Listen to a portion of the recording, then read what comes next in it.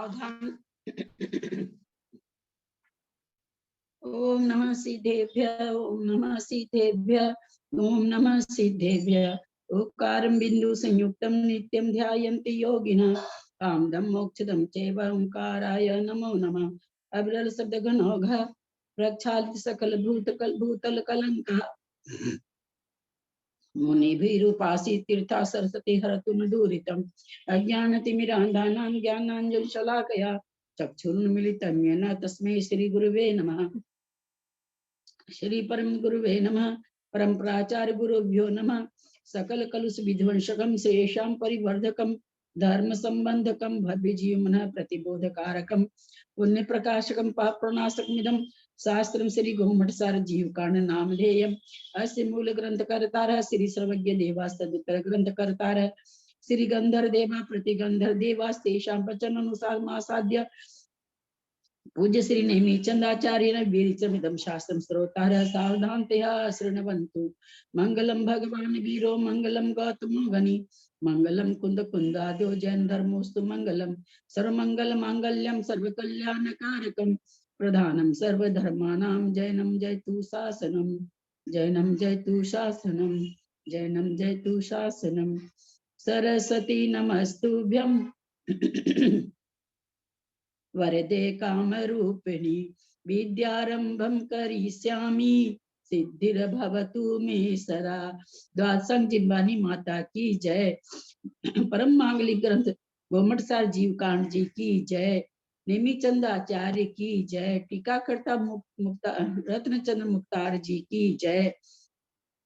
अढ़ाई दीप में विराजमान सभी आचार्य उपाध्याय सर साधु के चरणों में नमोस्तु नमोस्तु नमोस्तु। सभी आरिका माता जी के चरणों में बंदामी बंदामी बंदामी। सभी छुल्लक छुल्लिका एलक के चरणों में इच्छामी इच्छामी इच्छामी। सभी प्रतिमाधारी के चरणों में वंदना वंदना वंदना। रूप में विराजमान नेमीचंद भाई साहब, पूज्य बाबूजी, उमराव भाभी और भी जो पूज्य जन है, सबका सादर चरण स्पर्श। सभी से सादर जय जिनेन्द्र। सिद्धम शुद्धम प्रणमीय जिनिंदवर्णेमि चंद्रमकलंकं गुणरयन भूषणुदयं जीवस परुवणं गोचम। अनुकर कांड जी जीव कांड जी का स्वाध्याय कर रहे हैं। जीव कांड जी का स्वाध्याय करते हुए 13वें गुण स्थान में समुद्घात की प्रक्रिया का प्रकरण चल रहा है।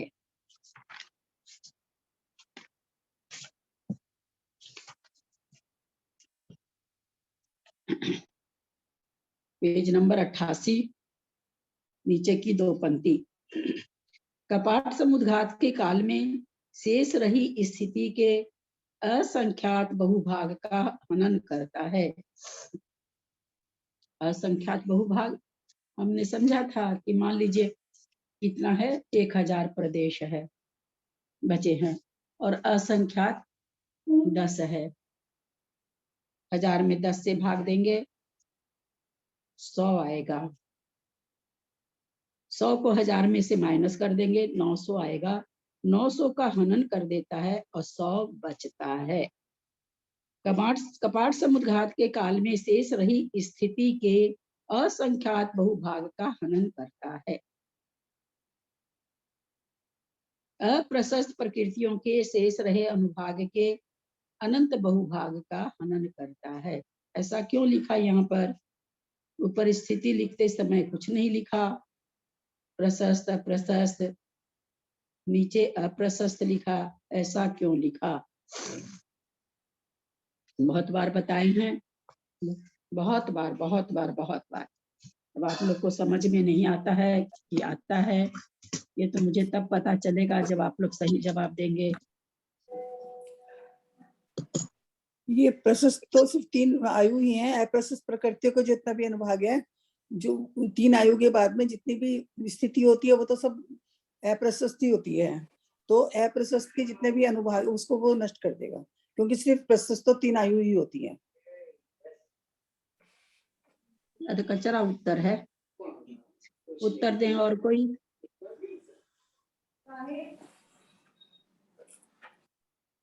बोल ना, भाषा का प्रयोग बहुत सोच के करें, मतलब शब्दों का। भाषा मतलब ऐसे भाषा गलत नहीं है, कहाँ हमें अनुभाग बोलना है, कहाँ स्थिति बोलना है ना, कहाँ प्रशस्त बोलना है। इन शब्दों का चयन करते समय बहुत सावधानी रखनी है, हर कहीं हर कुछ नहीं लगाना है ना।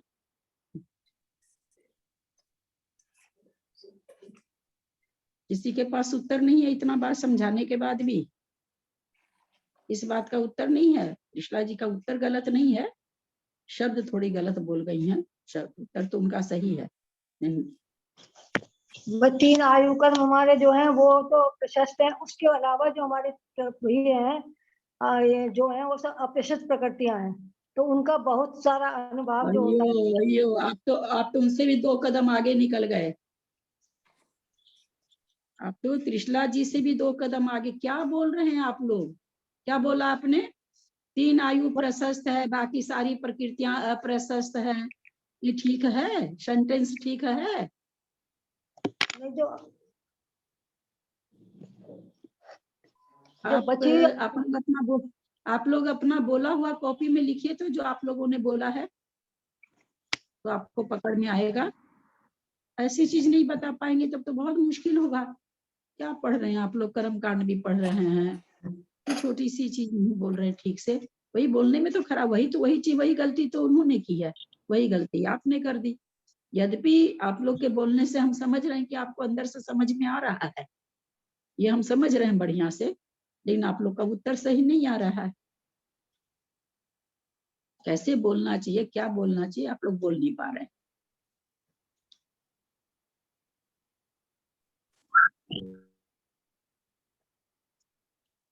गुण संक्रमण अप्रशस्त प्रकृतियों में होता है, इसीलिए। अरे गुण संक्रमण वगैरह कहाँ से ले आए मेरी दीदी?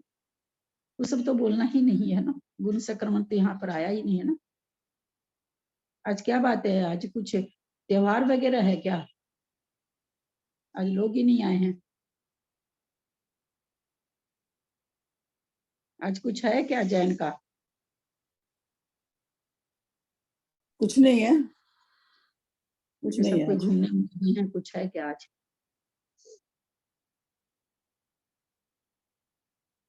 आप लोगों ने आज क्या कहा? लाल किले पे तो है आज कुछ।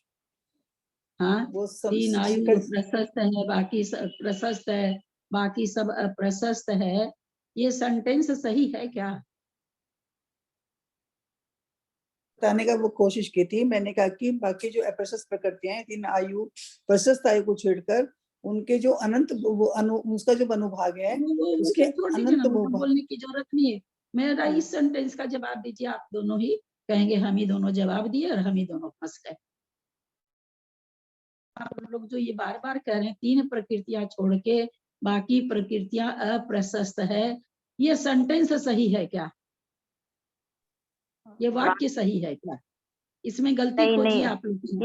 इसमें गलती ये है कि 117 प्रकृतियों की स्थिति अप्रशस्त है। हाँ, 3 स्थिति बोलनी आयु है ना। को, हाँ प्रकृतियां जी, थोड़ी अप्रशस्त है। प्रकृति तो इसमें शुभ प्रकृति भी है, वेदनीय है, उच्च गोत्र है, मनुष्य गति है, मनुष्य गत्यानुपूर्वी है, त्रियंच गति है, त्रियंच गत्यानुपूर्वी तो नहीं प्रशस्त है, देव गति है, देव गत्यानुपूर्वी है, सुस्वर है, आदेय है, तीर्थंकर है, बहुत सारी शुभ प्रकृतियां हैं। प्रकृतियां थोड़ी अशुभ कहलाएगी, स्थिति अशुभ है ना। क्या बताया गया आप लोगों को? हाँ क्या ठीक है। बताया कि 122 प्रकृति बनने योग्य 120 प्रकृति है, उसमें से 3 आयु को छोड़ करके बाकी 117 प्रकृति की स्थिति अप्रशस्त है। मैं बार बार दोहरा रही हूँ आपके सेंटेंस को। और नेचुरली आप लोग को लगेगा कि हम लोग बोलते हैं तो हम लोग को बोला, तो भैया डूबता वही है ना त्रिशला जी जो तैरने जाता है। मेरे जैसा आदमी जो घर में बैठा रहेगा वो थोड़ी डूबेगा। अब जो बोलते हैं उन्हीं से गलती भी बोला जाएगा, वही सही भी बोलेंगे। इसलिए ऐसा नहीं सोचिएगा आप और मंजू जी कि हम ही लोग बोले रहे हम ही लोग फंस गए, है ना। इस चीज को ऐसे नहीं लीजिएगा। अपने आगम में बोलने की भाषा पर बहुत ध्यान, मतलब वैसे भाषा का मतलब वो मत लीजिएगा, अपने बोलचाल वाली भाषा नहीं लीजिएगा। अप्रशस्त सारी प्रकृतियां अप्रशस्त थोड़ी है, स्थिति अप्रशस्त है ना। क्योंकि हम ही सब जानते हैं कि भाई 168 प्रकृति हो जाती शुभ और अशुभ मिला करके, तो उसमें शायद 100 शुभ है कि 100 अशुभ है, मुझे याद नहीं रहता है। और 68 शायद जो भी है, 100 और 68 का रेशियो शुभ और अशुभ का, स्थिति सबकी अशुभ है 3 आयु छोड़ करके, और अनुभाग किसका अशुभ और शुभ है? अभी किन्होंने जवाब दिया था? आप भी दीजिएगा, हाँ पहले इन जी। दोनों को देख लीजिए। अनुभाग किन प्रकृतियों का शुभ है, किन प्रकृतियों का अशुभ है?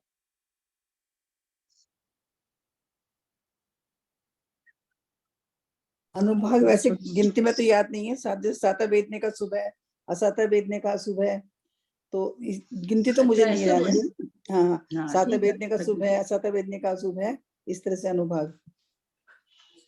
तो 2 ही प्रकृति का नाम जानते हैं, नहीं और नहीं, प्रकृति और का तो नाम बहुत नहीं जानते। प्रकृति है, जैसे और तो बहुत है, जैसे भय भय है, जुगुप्सा है, ये सब हाँ? मतलब ये कसाई नहीं कहाँ से नहीं ले नहीं आए आप? नहीं, कसाई गलती लिया ही मैं, ये साता बेचने सोचते ज्ञानाबंध में कसाई शुभ है कि मोहिनी की अशुभ है? मोहिनी है, कसाई शुभ है?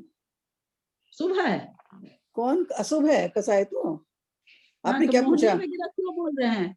मोहनी की प्रकृति शुभ है कि अशुभ है? मोहिनी की प्रकृति अशुभ है सारी। हाँ, तो हमको यहाँ पर क्या बोलना है कि अनुभाग में जो अप्रशस्त प्रकृति है वो अशुभ है अनुभाग की दृष्टि से, और प्रशस्त प्रकृति है वो शुभ है। स्थिति और अनुभाग में यही तो अंतर है ना। स्थिति में 3 आयु को छोड़ के बाकी सबकी स्थिति अशुभ, सबकी स्थिति अशुभ मानी गई है। ज्यादा अगर स्थिति है तो अशुभ है ज्यादा। और लेकिन अनुभाग में क्या माना गया है? प्रशस्त प्रकृतियों का अनुभाग प्रशस्त, और अप्रशस्त प्रकृतियों का अनुभाग अप्रशस्त। याद रहेगा कि नहीं? जितनी बार बताते हैं, फिर हालांकि आप लोग के बोलने से ये तो पता चल रहा है मुझे कि समझ में आ रखा है, बोल नहीं पा रहे हैं। चलिए, तो यहाँ पर क्या कहा गया? कपाट समुद्घात में भी क्या कर रहा है? जो स्थिति है वो असंख्यात बहुभाग का हनन कर रहा है, लेकिन अनुभाग किसका हनन कर रहा है? अप्रशस्त प्रकृति का। हमने कल स्वाध्याय हुआ था ना, हमने कल बताया था प्रशस्त प्रकृतियों का अनुभाग क्या हो रहा है आगे आगे के गुण स्थानों में। आगे के बढ़ते हुए गुण स्थानों में जो भी प्रकृतियां बंध रही है उनमें अनुभाग का क्या हो रहा है? प्रशस्त प्रकृतियों का अनुभाग तो बढ़ रहा है और अप्रशस्त का घट रहा है। अनुभाग बढ़ रहा है। लिटरली अब कपाट समुद्घात है, यहाँ पर तो अब अशुभ प्रकृति का मतलब ही नहीं है ना। सत तो यहाँ पर है, बंध तो यहाँ पर है नहीं। बंध तो बहुत सारी प्रकृतियों का करीब करीब खत्म होने पर आ गया है, तो अशुभ प्रकृति तो यहाँ पर है नहीं, और प्रशस्त प्रकृति का है, तो प्रशस्त प्रकृति का तो अनुभाग बढ़ता है, और जो प्रशस्त प्रकृति है जो सत्ता में बैठी है उसका अनुभाग कम हो रहा है ना। कल बोले थे आप लोगों की अनुभाग प्रशस्त प्रकृतियों का अनुभाग प्रशस्त परिणाम से बढ़ता है, घटता नहीं है, उसको घटा नहीं सकता जीव। प्रशस्त प्रकृतियों का तो जब हमारा परिणाम शुभ चलता रहेगा तो उसका अपने आप स्वतः बढ़ता ही जाएगा, कभी भी घटेगा नहीं। हाँ, क्या किसका घटेगा? अप्रशस्त प्रकृति जो होगी उसका अनुभाग घटेगा। चलिए वापस वही चीज समझाते हैं। कितनी समझ में आती है नहीं आती है मुझे पता नहीं, मेरी कोशिश तो पूरी रहती है।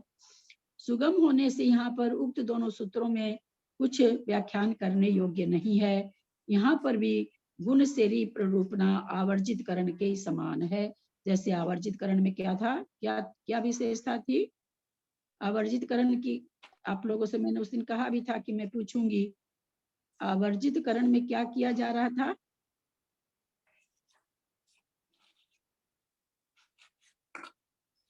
आयु, नाम और गोत्र की स्थिति कम होती जा रही थी आवर्जित करण।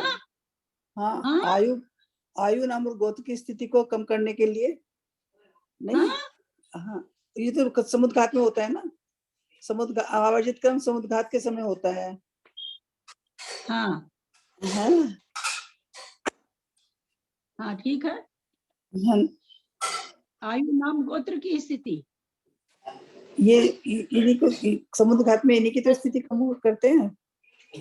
प्रदेश पुंज को आयु नाम गोत्र, प्रदेश पुंज को पहले आकर्षण करके फिर उदय में थोड़ा प्रदेश वहां पर मंजू उषा जी एक मिनट, वो कितनी बड़ी भयंकर गलती बोल रही है, किसी का ध्यान नहीं जा रहा आप लोगों का। यह आयु बोल रही नाम गोत्र वेदनी हाँ की। तो क्यों आयु नहीं नाम आयु नहीं नहीं, आयु नहीं। नहीं नाम गोत्र, हाँ सॉरी, एक ना मिनट आयु नहीं चुप नाम। रहे। हाँ, आयु हाँ, नहीं नाम गोत्र, हाँ, तो हाँ, हाँ, वो उसको वेदनीय पहले कर्म। पकड़ना चाहिए ना, हाँ, उसके हाँ, आगे हाँ, का व्याख्यान क्यों करने लगे। वहां हाँ, पर हाँ, तुरंत आप हाँ, लोग को पकड़ना चाहिए ना कि आयु कैसे बोल दिए। नहीं, और नहीं, एक बहुत, बार नहीं बोला, हाँ, बहुत तीन गलती बोल बार दिया। बोला। वेद नहीं नाम आता, नाम गोत्र गोत्र और और वेद वेदनी नहीं। कर्म। हाँ, हाँ, हाँ ये मैंने बहुत गलत बोल आप दिया। लोगों हाँ, से क्यों बुलवाना चाहते हैं बार हाँ, बार, हाँ, इसीलिए हाँ, ना कि आप लोग सही बोले। और मेरा क्या क्या हाँ, उद्देश्य हाँ, बोलिए, अगर आप लोगों से नहीं बुलवाऊं तो अभी शास्त्र मेरा 1/4 हो जाता। नहीं अभी आयु तक नहीं है। नहीं, नहीं, हाँ, आयु तो मुझे पता था, लेकिन मतलब वो बस बोलने में वो आ हम गया। जान हाँ, रहे हैं, हाँ, यही तो हाँ, तकलीफ है ना।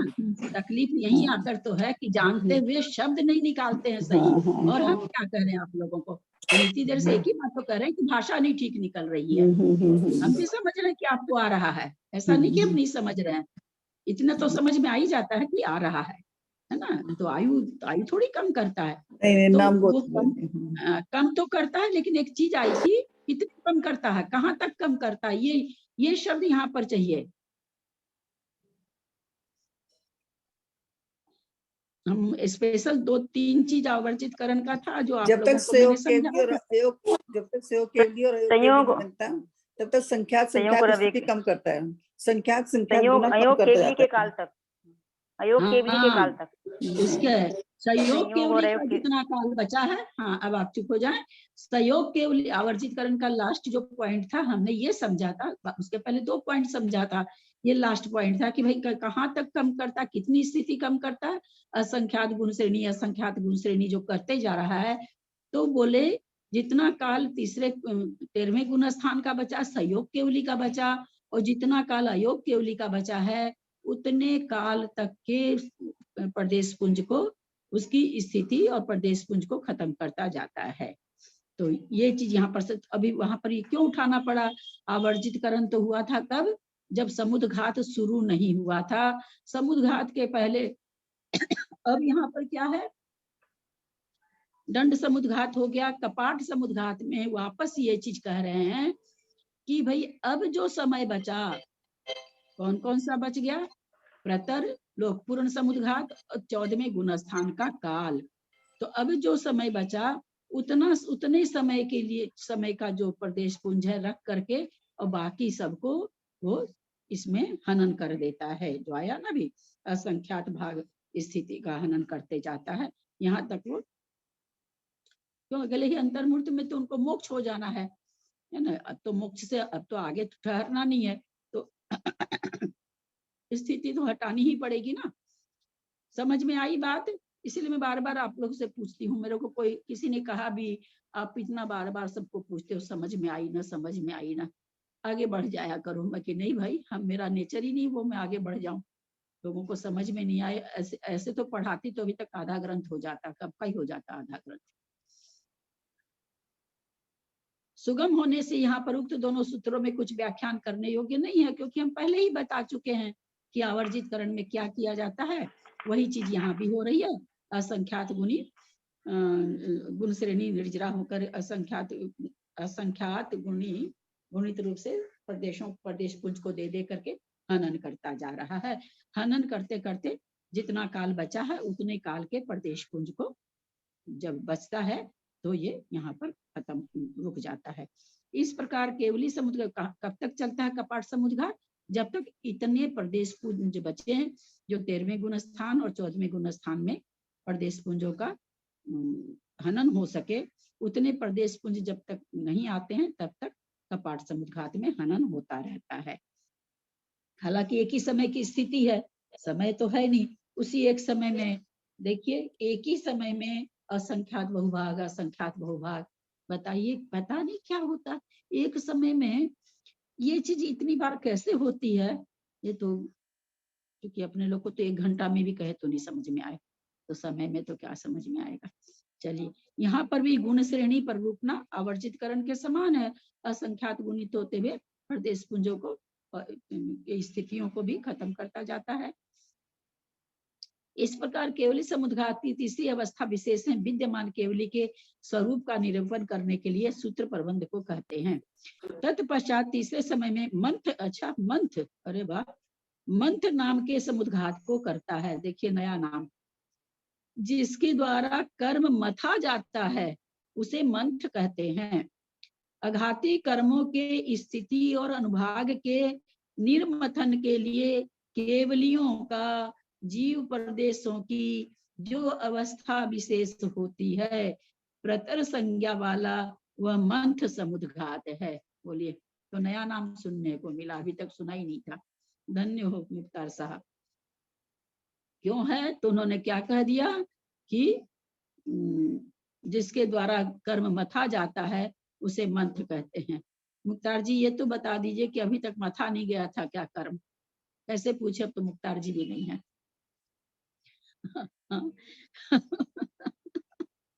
क्या क्या क्या क्या उपदेश है। प्रतर संज्ञा वाला वह मंत्र समुद्घात है, यह उक्त कथन का तात्पर्य है। इस अवस्था विशेष में विद्यमान केवली के जीव प्रदेश चारों ही पार्श्व भागों में प्रतराकार रूप से फैलकर सर्वत्र वात वलय के अतिरिक्त पूरे लोकाकाश के प्रदेशों को भरकर अवस्थित रहते हैं, ऐसा जानना चाहिए। क्योंकि उस अवस्था में केवली के प्रदेशों का स्वभाव से ही वात वलय के भीतर संचार नहीं होता।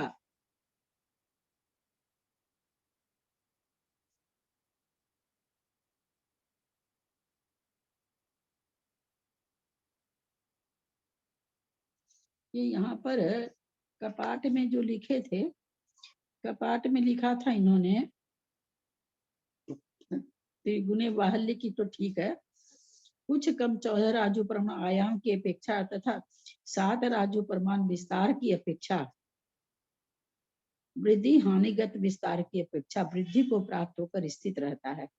ये तो यहीं पर करा दिए थे, जबकि हमको यहाँ पर लगा भी था कि उसके बराबर वृद्धि हानि यहाँ पर तो नहीं आनी चाहिए।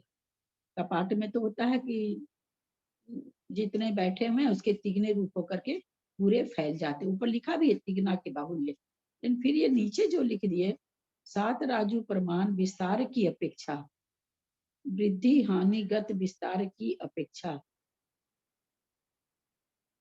वृद्धि को प्राप्त होकर, वृद्धि हानिगत विस्तार की अपेक्षा वृद्धि को प्राप्त होकर। हाँ वो ठीक है ना, जहाँ पर एक राजू वहाँ पर एक राजू फैलेंगे, जहाँ 7 राजू वहाँ 7 राजू फैलेंगे, इस अपेक्षा से लिखते हैं। हाँ बाबू जी, जहाँ एक राजू वहाँ एक राजू फैलेंगे, जहाँ 7 राजू वहाँ 7 राजू की अपेक्षा उस अपेक्षा से फैलेंगे, इस अपेक्षा से बोल रहे हैं। तो वर्डिंग देखो उसमें। अच्छा, आप ये कहना, हाँ समझ गए बाबू जी, आप जो कहना चाह रहे हैं कि 7 राजू में तो सर्वत्र फैल जाएंगे। नहीं, हाँ हाँ वही घटेगा बाबू जी। पूरब पश्चिम तो 7 राजू, एक राजू जो है वो पूरा एक जैसा उनका तिगना बाहुल्य से फैलेंगे, तिगने बाहुल्य से फैलेंगे, पर उत्तर दक्षिण में 7 राजू हो जाएगा। हाँ, मोटाई उनकी सब जगह 7 राजू हो जाएगी, सामने से जो है वो अपने शरीर के तिगने बाहुल्य होके रहेंगे। हाँ ऐसे निकल रहा वहां पर, ठीक बात है बाबू जी। विद्यमान केवली के जीव प्रदेश ही पार्श्व भागों से प्रतराकार रूप, एक मिनट, प्रतर संज्ञा वाला वह मंत्र समुद्घात है, ये उक्त कथन का तात्पर्य है। इस अवस्था विशेष में विद्यमान केवली के जीव प्रदेश चारों ही पार्श्व भागों से प्रतराकार रूप से फैलकर सर्वत्र वात वलय के अतिरिक्त पूरे लोकाकाश के प्रदेशों को भरकर अवस्थित रहते हैं, ऐसा जानना चाहिए। क्योंकि उस अवस्था में केवली के जीव प्रदेशों का स्वभाव से ही वात वलय के भीतर संचार नहीं होता। इसी की प्रतर संज्ञा और रुचक संज्ञा, बस तो बहुत नए नए नाम पर सुनने को पढ़ने को मिल रहे हैं। इसी की प्रतर संज्ञा और रुचक संज्ञा आगम में रूढ़ी के बल से जाननी चाहिए। बाबूजी जानते थे क्या ये नाम? फिर से बोलो, फिर से पढ़ो इसको, क्या बोले इसको, फिर से पढ़ो ये शब्द। अच्छा, क्या बोले? हाँ हाँ बाबूजी फिर से पढ़ रही हूँ। हाँ ये यहाँ पर कह रहे हैं कि जो प्रतर है उसी को कह रहे हैं कि रूढ़ी से उनका नाम रुचक संज्ञा, रुचक नाम भी है उसका, इसी की प्रतर संज्ञा और रुचक संज्ञा आगम में रूढ़ी के बल से जाननी चाहिए। यानी जैसे नरकों के रूढ़ी नाम अलग हैं और वो नाम अलग हैं, उसी तरह से यहाँ पर इस प्रतर का एक तो नाम ऊपर दिया मंथ, कर्मों का मंथन करता है इसलिए, कर्मों को मथता है इसलिए, दूसरा नाम दिया यहाँ पर रुचक संज्ञा, पहली बार ही सुनने को मिला। परंतु इस अवस्था में केवली जिन कर्मण का योगी और अनाहारक, जिन कर्मण का योगी और अनाहारक हो जाता है, क्योंकि उस अवस्था में मूल शरीर के आलंबन से उत्पन्न हुए जीव प्रदेशों का परिस्पंद संभव नहीं है, तथा उस अवस्था में शरीर के योग्य नौकर्म पुद्गल पिंड का ग्रहण नहीं होता। अब नौकर्म वर्गना ग्रहण करना छूट गया, औदारिक नौकर्म वर्गनाओं का जो ग्रहण हो रहा था अभी तक वो बंद हो गया और कर्मण का योग चालू हो गया, इसलिए यहाँ पर कर्मण का योगी हो जाते हैं। तब इसी अवस्था में स्थिति और अनुभाग का पहले के समान घात करता है। फिर अभी भी स्थिति और अनुभाग का घात कर रहे हैं। स्थिति सारे कर्मों का कर रहे हैं, प्रशस्त कर्म तो केवल 3 आयु में से 1 आयु है उनके पास, बाकी सत्ता में तो कोई आयु है नहीं, सत्व तो किसी आयु का है नहीं, केवल भुज्यमान आयु मनुष्य आयु है, उसका उसकी स्थिति का कुछ होता नहीं है। तो जितने कर्म सत्ता में हैं उन सबके ही स्थिति का तो घात हो रहा है, और अनुभाग अप्रशस्त प्रकृतियों का अनुभाग हनन हो रहा है, प्रशस्त प्रकृतियों का अनुभाग बढ़ रहा है। इस बात का कथन करने के लिए उत्तर सूत्र अवतीर्ण हुआ है। स्थिति और अनुभाग की उसी प्रकार निर्जरा करता है। किस प्रकार? जैसा अभी हम लोगों ने समझा, आयु को छोड़ के सारे कर्मों की स्थिति अप्रशस्त है, अतः जितने भी उनके सत्ता में कर्म बैठे हैं, आयु को छोड़ करके, मनुष्य आयु को छोड़ के सबकी स्थिति का घटाते जा रहे हैं, असंख्यात गुणित रूप से करते जा रहे हैं। और बाकी अनुभाग में जो प्रशस्त प्रकृति है उनका तो बढ़ रहा है, अप्रशस्त प्रकृति का भी अनुभाग संख्यात बहुभाग करके हनन कर रहे हैं। स्थिति के इस असंख्यात बहुभाग का और अप्रशस्त प्रकृतियों के अनंत बहुभाग का पहले के समान घात करता है। ठीक है, जैसा अपने समझे अभी, यह उक्त कथन का तात्पर्य है। यहाँ पर प्रदेश पुंज की भी उसी प्रकार निर्जरा करता है। क्या विशेष चीज बता दिए, जो कि पहले भी है। तो केवल स्थिति का ही घात नहीं कर रहा, स्थिति और अनुभाग तो लिख रहे हैं, प्रकृति जो सत्ता में है वो है, तो प्रकृति, प्रदेश, स्थिति और अनुभाग 4 अवस्था है। प्रकृति तो जो है सो है सत्ता में, जितनी भी बैठी है, जितना भी सत्व लेके बैठी है, अब उसमें प्रदेश है बहुत, तो कहते हैं यहाँ पर प्रदेश पुंज का भी हनन कर रहा है। यह वाक्य शेष करना चाहिए। कहते कि ये नेचुरली प्रदेश को घात, जहां पर जैसे कल मंजू जी ने पूछा कि वे प्रदेश पुंज का घात कर रहा है, स्थिति का नहीं लिखा है, तो प्रदेशों में ही स्थिति होती है। तो जब स्थिति का, प्रदेश का घात कर रहा है तो अपने आप स्थिति तो घटी गई ना। प्रदेश से अलग स्थिति और अनुभाग नहीं पाया जाता। स्थिति प्रदेश और प्रदेश से स्थिति और अनुभाग भी प्रदेश से अलग नहीं होते। प्रदेश भी स्थिति और अनुभाग रहित नहीं होता। समझ रहे मैं क्या कहना चाह रही हूँ? प्रदेश भी स्थिति और अनुभाग रहित नहीं होता। कितनी स्थिति कितना अनुभाग ये अलग विषय है। अनुभाग और स्थिति भी बिना प्रदेश के नहीं रहते, क्योंकि ये क्या है, भाव रूप चीज है। अनुभाग जो फल देना है ये भाव रूप है, उद्गल जो परमाणु है उसी के आश्रित करके रहेगा। तो इसलिए बिना कोई भी प्रदेश पुंज का जो बंधे हुआ कर्म के प्रदेश पुंज, कोई भी साता असाता से नहीं मतलब है, गुण स्थान से भी नहीं मतलब है, उसमें कोई ना कोई स्थिति, कोई ना कोई अनुभाग है। उसी तरह स्थिति और अनुभाग भी हमारे पास कर्मों का है, तो बिना प्रदेश के नहीं हो सकता। उस कर्म का प्रदेश होगा तभी उस कर्म की स्थिति और अनुभाग होगा। तो वो यहाँ पर वही चीज कह रहे हैं कि भाई प्रदेश पुंज को भी आप वैसे ही समझ लीजिएगा, क्योंकि निर्जा करता है ये बात, क्योंकि आवर्जित करण से लेकर स्व स्थान केवली की गुण श्रेणी निर्जरा से असंख्यात गुणी गुण श्रेणी निर्जरा की अवस्थित निक्षेप रूप आयाम के साथ प्रवृत्ति की सिद्धि में बाधा उत्पन्न नहीं होती। स्वस्थान केवली मतलब जब तक समुद्घात शुरू नहीं किए हैं, अपने स्थान में केवली बैठे स्वस्थान। यहाँ पर स्वस्थान का मतलब ये कि अभी समुद्घात उन्होंने शुरू नहीं किया, क्योंकि आवर्जित करण तो समुद्घात के पहले ही होता है ना। आवर्जित करण के बाद बताया ना, अभी हम लोगों ने पढ़ा पीछे, आवर्जित करण के बाद ही समुद्घात शुरू होता है। तो वही चीज यहाँ पर बता रहे हैं कि जब तक उसका है सो निक्षेप रूप से प्रवृत्ति होती ही रहती है। ये सिद्ध ही है कि आवर्जित करण के द्वारा प्रदेश पुंज असंख्यात गुणी निर्जरित होकर के निकलते रहते हैं। इस प्रकार यह केवली समुद्घात के भेद का कथन किया।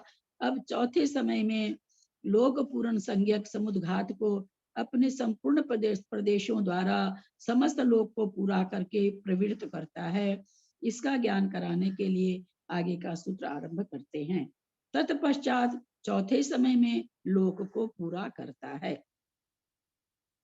वातवलय से रुके हुए लोकाकाश के प्रदेशों में भी जीवों के प्रदेशों के चारों ओर से निरंतर प्रविष्ट होने पर लोक पूर्ण संज्ञक चौथे केवली समुद्घात को यह केवली जिन उस अवस्था में प्राप्त होते हैं, यह उक्त कथन का तात्पर्य है। यहाँ पर भी कारमान का योग के साथ यह अनाहारक ही होता है। कारमान का योग चिंतन का विषय है। कारमान का योग और कहाँ पर होता है?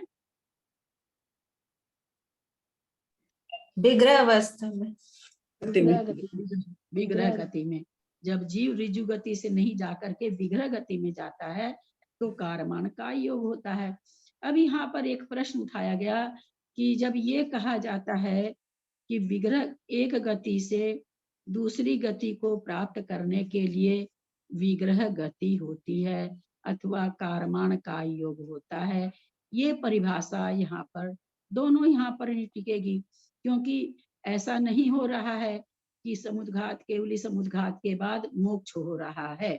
अभी तो 14वें में जाएंगे, इसी गति से गत्यांतर भी नहीं हो रहे हैं, लेकिन कारमान का योग है, अनाहारक अवस्था है, और ऐसा भी नहीं है कि क्या चीज बोले गति से गत्यांतर, और भाव प्राप्त करने के लिए एक शरीर से दूसरे शरीर को प्राप्त भाव दूसरा भाव मिलने के लिए के पहले कारमान का योग होता है। तो ये भी यहाँ पर ये कारमान का योग तो वैसा ही है, वैसा ही कारमान वर्गनाओं को ग्रहण वहां भी हो रहा है, वैसा ही यहाँ भी हो रहा है। प्रश्न यहाँ पर यह उठता है, कारमान का योग में जीव के बंद हो रहा है कि नहीं? विग्रह गति में जाता हुआ जीव अथवा लोक पूर्ण समुद्घात करता हुआ जीव अथवा प्रतर करता हुआ जीव अनाहारक अवस्था है, कारमान का योग है, कर्म प्रकृति का बंद होता है कि नहीं? होता है, बंद होता है। विग्रह गति में भी कारमान का योग होता है, निरंतर बंद हो रहा है। यहाँ पर क्या बंद हो रहा है केवली समुद्घात में? यदि साता वेद नहीं है खाली, और तो सब बंद विच्युति हो गई। हाँ, बहुत सुंदर उत्तर, बहुत सुंदर उत्तर। यहाँ भी साता वेदनी का बंद हो रहा है, बहुत अच्छा उत्तर। इस प्रकार लोक को पूरा करके चौथी अवस्था में कारमान का योग के साथ विद्यमान केवली जिनके उस अवस्था में समस्त जीव प्रदेशों के समान योग का प्रतिपादन करने के लिए आगे का सूत्र करते हैं।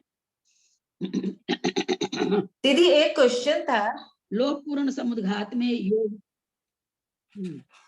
हाँ बोलिए दीदी। जो ये आवर्जित करण करता है जीव, तो ये केवली समुद्घात के पहले होता है, तो उस समय वो आयु नामकरण की जितनी स्थिति होती है बाकी के कर्मों को उतनी स्थिति करता है ना? यही सही है ना?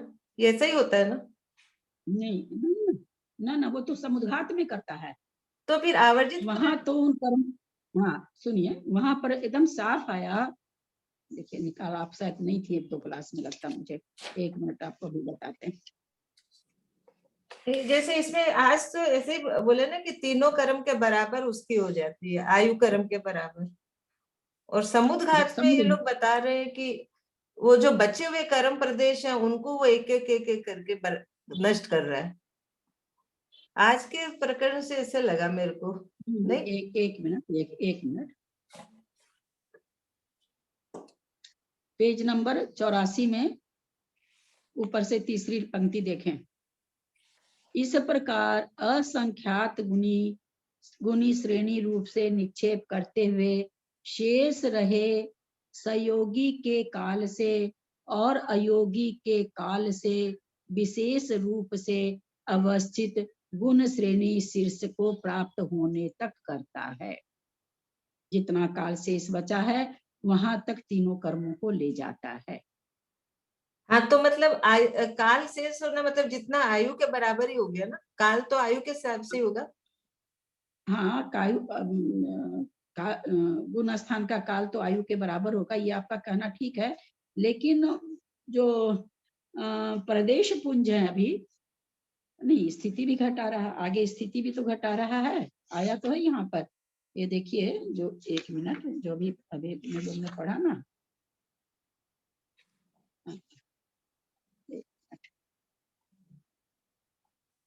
कहाँ पर पढ़े, कौन सा ये चल रहा है ना, इसमें पढ़ा ना कि इसका पाठ समुद्घात के काल में पेज नंबर 88, इस शेष रही स्थिति के असंख्यात बहुभाग हनन करता है।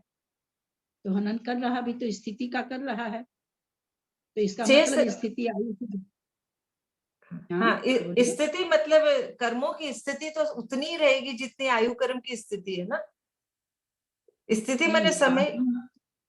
हाँ स्थिति, आपने कहा आवर्जित करण में उन्होंने तीनों कर्म की स्थिति आयु के बराबर कर ली, ठीक है ना, आपने हाँ ऐसा कहा। अब यहाँ आचार्य हम लोगों ने भी 84 पेज में देखा, वहां पर उन्होंने क्या कहा, उन्होंने ये नहीं कहा कि आयु के बराबर स्थिति, वो क्या कह रहे हैं, जैसे असंख्यात गुणी निर्जय, असंख्यात गुणी जो हनन कर रहा है, असंख्यात गुणी स्थिति और प्रदेशों को हनन कर, जितने काल में जितने हो जाएंगे उतने हैं अभी।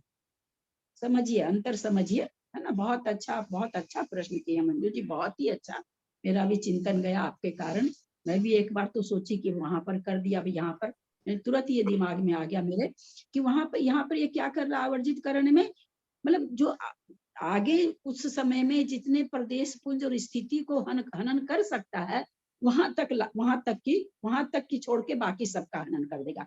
यहाँ पर ये नहीं कहा गया आयु के जितनी, काल उतना ही है, आयु के जितना काल है, लेकिन ठीक कहना आपका, जब गुण स्थान का काल बोल दिए तो उतना ही उसकी आयु है, यह पक्की बात है। पर उन्होंने ये नहीं कह रहे कि आयु, क्योंकि आयु के मान लीजिए 20 निषेक बचे हैं और इसके मान लीजिए 5000 निषेक बचे हैं।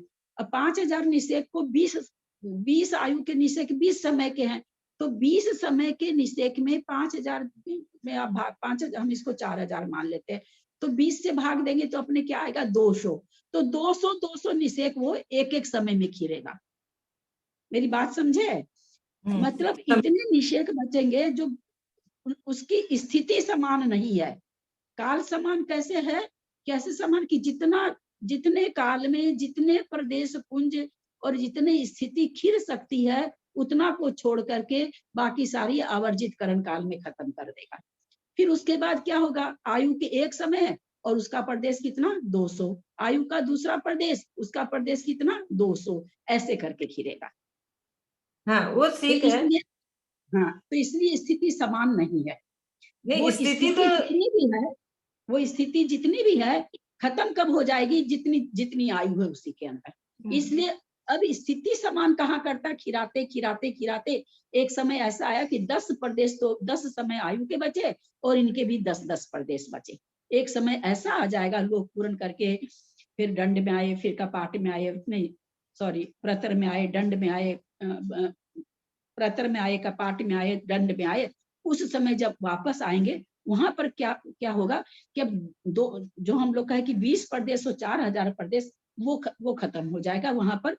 20 अगर 10 प्रदेश आयु के हैं तो 10 समय का 10 समय उसके हैं, तो 10 समय ही 10 समय में जितनी स्थिति खत्म हो रही है उतनी उनकी बचेगी। तो दीदी जैसे ही समुद्र घात खत्म होएगा वैसे ही वो अयोग केवली हो जाएगा? हाँ, तुरंत आएगा, इसमें आएगा, इसकी चिंता मत करिए। मुक्तार जी ने बहुत बाबा बहुत पेज है, बहुत कुछ इसमें बताया है, बहुत ही कुछ बताया है।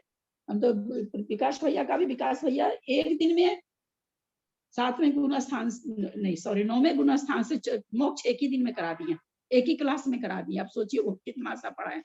हमने कहा विकास भैया आप तो ऐसा चाल चले कि पकड़ में नहीं, आप कब 9 में है कब 14 में है, एक ही दिन में बोल भी रहे हैं कि आज तो मोक्ष पाना है, आज अभी तो मोक्ष पाना है। हम उनका जब सुने तो हमके बाबा ने ये अभी मोक्ष पा रहे थे, क्या पढ़ाएंगे। तो बहुत ही मुख्तार जी का हम लोगों पर बहुत बड़ा एहसान है भाई, बहुत अच्छी तरह से। इतना तो मैं भी नहीं जानती थी, कभी पढ़ा नहीं इतना गहराई से।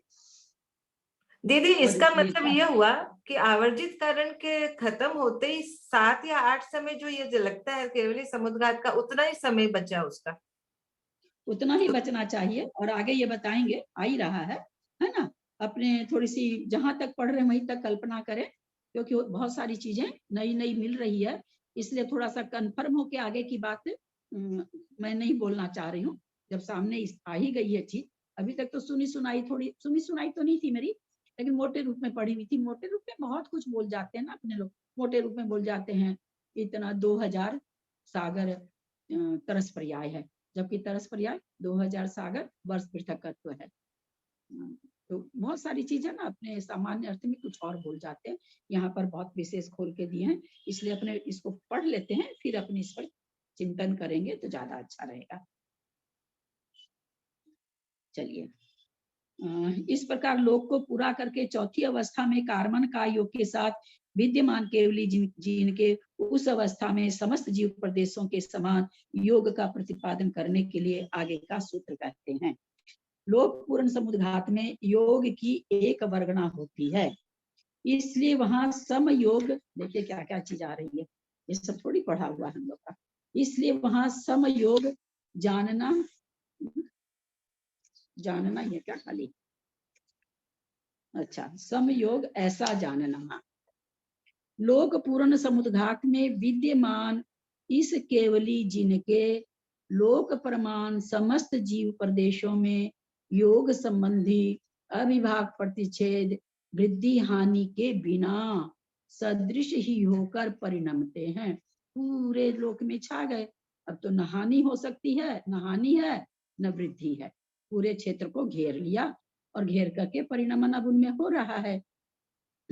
इसलिए सभी जीव प्रदेश परस्पर सदृश घन रूप से परिणत होकर एक वर्गना रूप हो जाते हैं। वो जीव प्रदेश क्या हो गया, एक वर्गना हो गई जीव की पूरी। लोग जिसमें हम लोग कहते हैं ना भाई कि जीव कितना बड़ा है, अगर फैले आत्मा के प्रदेश फैले तो लोकाकाश के बराबर है, वही चीज है। क्योंकि एक ही है, ऐसा तो है नहीं कि कहीं से वो वर्गना थोड़ी सी हट गई है, कहीं से कम है, कहीं से, ऐसा नहीं है, बिल्कुल पूरी ऊपर से नीचे एक ही जीव प्रदेशों की वर्गना है। इसलिए यह केवली उस अवस्था में सम योग जानना चाहिए, क्योंकि समस्त जीव प्रदेशों में योग शक्ति के सदृशपनों को छोड़कर विसदृशपना उपलब्ध नहीं होता। क्या सुंदर वर्णन है। ऐसा क्यों कहा, हमने कुछ पढ़ा है क्या योग के बारे में?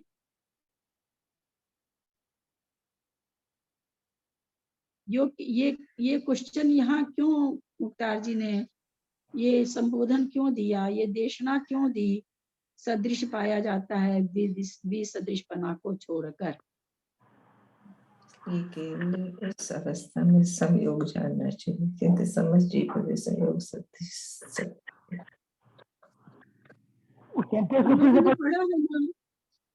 कि असंख्यात आत्मा के प्रदेशों में सब में योग शक्ति बराबर नहीं है। अब आंखों की पलक यूं यूं यूं यूं यूं यूं होती रहती हर समय, कितनी चंचलता है आंखों की पलक में। और कान कभी हिलता ही नहीं हम लोग का, जानवर लोग तो हिला लेते हैं अपना कान, हम लोग हिला पाते हैं क्या? नहीं हिला पाते हैं, तो वहाँ योग शक्ति बहुत कम है वहाँ के आत्मा के प्रदेशों में। ये तो बहुत अच्छी तरह से समझाया गया था ना। योग शक्ति तो बहुत गाल के ये प्रदेश है, ये तो चलो बोलते हैं तो फिर भी हिलते हैं। बहुत सारे ऐसे प्रदेश है, कान के हो गए या माथा उठा के हो गए, ये सब हिलते ही नहीं है कभी भी।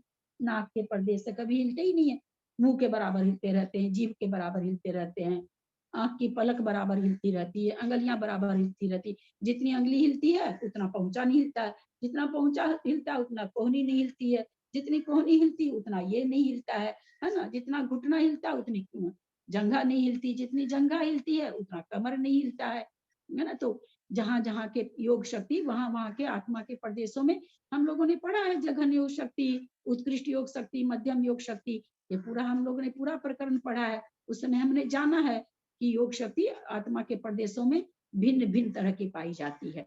तो जहाँ कान के आत्मा के प्रदेशों में शक्ति से समान रूप होते हुए भी वहां के प्रदेश योग नहीं कर रहे हैं, उतना शांत होके बैठे हुए कान के प्रदेश, है ना। इसलिए वहां पर कह दिया कि वहां के आत्मा के प्रदेशों में जघन्य शक्ति योग शक्ति है। वो चीज यहाँ पर कह रहे हैं हम कि ये समय एक ऐसा समय आ गया जब पूरे तीनों लोक में व्याप्त होकर के जो जीव बैठा है उसकी असंख्यात आत्म प्रदेशों की योग शक्ति सदृश है, विसदृश नहीं है। देखिए आप लोग इतनी बढ़िया बढ़िया चीज याद नहीं रखेंगे तो आनंद कैसे आएगा, कैसे आनंद आएगा बोलिए। आनंद तो तभी आएगा ना जब हमको पिछला कुछ याद रहे, ऐसे तो आता नहीं है। तो कितनी बढ़िया, क्यों ऐसा तो घूमते घूमते रहते हैं, आंध्र प्रदेश तो घूमते रहते हैं, तो जो नीचे आएंगे उस टाइम पर वो घूमने में ताकत आ जाएगी, या ऊपर में आएंगे तो उसकी ताकत कम हो जाएगी। ऐसे होता है क्या? आप लोग समझे जी क्या बोल रहे हैं? आप लोग दोहराएंगे कोई? आत्म क्या प्रदेशों बोल में, रहे हैं? हाँ बाबूजी, आत्म प्रदेश में समुद्र घूमते रहते हैं ना, कभी पलक हाँ के पास में हाँ हाँ हाँ बाबूजी, हाँ सुनिए, हाँ समझ गई हम। कान के प्रदेश चलते चलते अंगुली के पोर पर आ गए, अंगुली के पोर वाले प्रदेश चलते चलते कान पर चले गए, उनमें जघन्य योग शक्ति हो गई। अंगुली पर आ गए, उनकी उत्कृष्ट योग शक्ति हो गई। हाँ बाबूजी, जहां पर जो प्रदेश रहेंगे वहां जितना योग रहेगा उस हिसाब से, क्योंकि इस प्रदेशों में शक्ति तो है ही सभी में, लेकिन जहां पर आ जाता है उस हिसाब से उसकी योग शक्ति प्रकट हो जाती है। ठीक ठीक। और यह समयोग रूप परिणाम सूक्ष्म निगोद जीव की, देखिएगा बहुत अच्छा आ रहा है, मैं बहुत धीरे धीरे पढ़ रही हूँ, इसलिए मैं किसी और को पढ़ने नहीं दे रही हूँ, जबकि मेरे को तकलीफ भी हो रही है, क्योंकि मैं चाहती हूँ कि आवाज ऊंची हो और जो लय हो वो बहुत धीरे धीरे हो, कड़े कड़े शब्द आ रहे हैं ना। और यह समयोग रूप, समयोग मतलब सारे जीव प्रदेश के जो असंख्यात प्रदेश हैं सब में सम योग है, यानी समान योग है। परिणाम सूक्ष्म निगोद जीव की योग संबंधी जघन्य वर्गणा से असंख्यात गुना तत्प्रायोग्य मध्यम वर्गणा रूप से होता है। जब हम लोगों ने पढ़ा था, आप लोगों ने वो कर्म कांड में आ चुका है, जघन्य योग और परिणाम योग, एकांतानुवृत्ति योग, उत्पाद योग, जघन्य किसका होता है, तो सबसे जघन्य योग पढ़ा था उस समय, सूक्ष्म निगोदिया जीव के होता है। तो वही यहाँ पर कह रहे हैं कि सम योग जो योग हो रहा है उस सूक्ष्म, जबकि वहां पर देखिए अब सोच के देखिए, सूक्ष्म निगोदिया जीव तो वास्तव में परिणमित हो रहा है, योग कर रहा है, जा रहा है, एक जगह से दूसरे जगह जा रहा है, उत्पन्न हो रहा है, तो उत्पाद योग हो रहा है। यहाँ उत्पन्न तो हो नहीं रहे हैं और सारे लोक में फैल चुके हैं, लेकिन फिर भी इनकी जो योग है क्या कहा जा रहा है, जघन्य वर्गणा से असंख्यात गुना तत्प्रयोग मध्यम वर्गणा रूप से होता है। यानी इस समय भी जीव का जो योग है मध्यम योग है, ऐसा निश्चय करना चाहिए। अपूर्व स्पर्धकों की विधि से पहले की अवस्था में सर्वत्र अनुभागों के असंख्यात और अनंत बहुभाग का घात करता है। अपूर्व स्पर्धक कब हुआ था, किस गुण स्थान में, किस गुण, हाँ 8वें गुण स्थान में, हाँ 9वें गुण स्थान में किन परिणामों से, अब मैं और थोड़ी शास्त्रीय भाषा बोलूं, किन परिणामों से अपूर्व स्पर्धक होते हैं, उसके पहले कौन से स्पर्धक रहते हैं? उससे पहले पूर्व स्पर्धक रहते हैं, बाद में अपूर्व स्पर्धक होते हैं, और ये 8वें गुण स्थान में होता है। और बोलें, और जिनको आता है बोलें, कोई किसी का सुन के ना बोलें, ऐसा न समझें कि जो बोले हैं वो सही है अथवा गलत है, दोनों ही बात न समझें, अपने ज्ञान के अनुसार बोलें। मेरे प्रश्न को ध्यान से सुने। अपूर्व स्पर्धक कब बनते हैं, उसके पहले कौन से स्पर्धक रहते हैं? किन परिणामों में ऐसी शक्ति आती है जो अपूर्व स्पर्धक करते हैं, और किन कर्मों का होता है? तो ये 3 प्रश्न। किन कर्मों के अपूर्व स्पर्धक बनते हैं?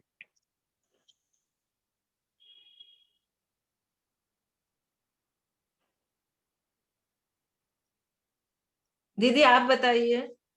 ये अनिवृत्तिकरण गुण स्थान में होते हैं, अनिवृत्ति अनिवृत्तीय परिणामों से। हाँ, और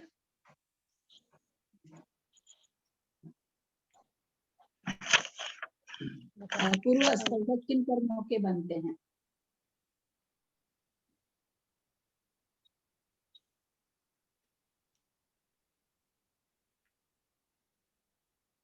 बहुत जल्दी भूलते हैं आप लोग, मजेदार चीजें भी भूल जाते हैं। हम लोग अगर खूब स्वाद हलवा खा लें तो कम से कम उसको 1 महीना याद रखेंगे।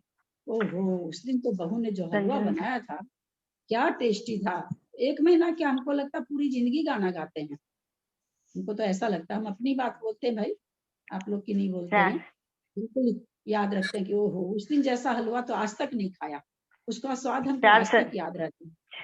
हाँ? संजुलन कषायों के बनते हैं। हाँ, बहुत अच्छा। अपूर्व स्पर्धक मोहनीय कर्मों का होता है, बाकी नामकरण वगैरह की प्रकृतियों का वहां पर नहीं हो रहा। उनका सीधे न बादल कृष्टि होती है, न पूर्व स्पर्धक होते हैं। पूर्व स्पर्धक से सूक्ष्म कृष्टि भी किसकी हो रही है? संजलन का आदि की हो रही है, उसी को सूक्ष्म दृष्टि भी कहते हैं। और अनिवृत्तिकरण परिणामों से होता है।